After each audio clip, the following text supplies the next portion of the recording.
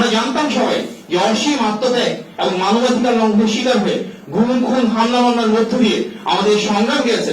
একটা সময় বাংলাদেশ থেকে ফ্যাসিবাদের পতন ঘটবে, অবশ্যই জনগণের অধিকার প্রতিষ্ঠার মাধ্যমে ভোটাধিকার নিশ্চিত হবে এবং সেই গণতান্ত্রিক বাংলাদেশের সবচেয়ে বড় এবং জনপ্রিয় রাজনৈতিক দল হিসেবে বিএনপি দেশ পরিচালনার দায়িত্ব নিবে। সে আস্থা, সে বিশ্বাস থেকে আমরা সংস্কারের সুনির্দিষ্ট রূপকল্প দিয়ে আসছি। এটা অনেকটাই দুঃখজনক যে যারা বাংলাদেশের বর্তমান রাজনৈতিক প্রেক্ষাপটে সংস্কারের ধারক এবং বাহক, সবার আগে দ্বিকক্ষ বিশিষ্ট সংসদের কথা যে বিএনপি বলেছে, সবার আগে প্রধানমন্ত্রীর সাথে রাষ্ট্রপতি ক্ষমতার ভারসাম্যের কথা বলেছে, প্রধানমন্ত্রী ট্রাম্পকে 2 বারের পরে 3 বার হবে নাকি পরপর হবে সেটা নিয়ে কথা বলেছে। আজকে অনেকেই বলছেন যে সেই দলটা সংস্কার চায় না। এটি হতে পারে অপপ্রচার, হতে পারে অজ্ঞতা, কিন্তু অবশ্যই এই মিথ্যাচার আমাদের জুলাই গণ অভ্যুত্থানের আকাঙ্ক্ষার সাথে সাংঘর্ষিক।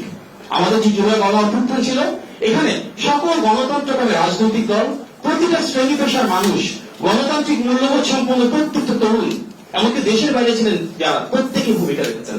বাংলাদেশে এমন কোন শ্রেণী পেশার গণতন্ত্রের মূল্যবোধ সম্পন্ন মানুষ নাই যারা যার যার জায়গা থেকে এই গণ অভ্যুত্থানে ভূমিকা রাখেন নাই।